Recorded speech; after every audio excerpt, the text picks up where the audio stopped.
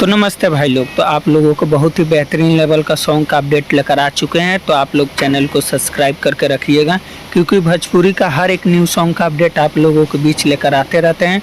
तो इस सॉन्ग का टाइटल रखा गया है गजब तोहर नैना, जो कि कल सुबह में रिलीज होने वाला है 6:45 में स्पीड रिकॉर्ड से।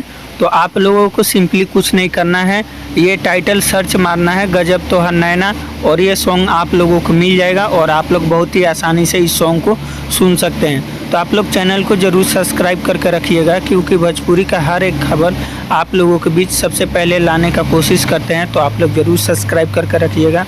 और हाँ, आप लोगों को इस सॉन्ग का हर रील चाहिए तो मेरे इंस्टाग्राम पे भी फॉलो कर लीजिएगा, जिस इंस्टाग्राम आईडी का नाम है राजू यादव 420।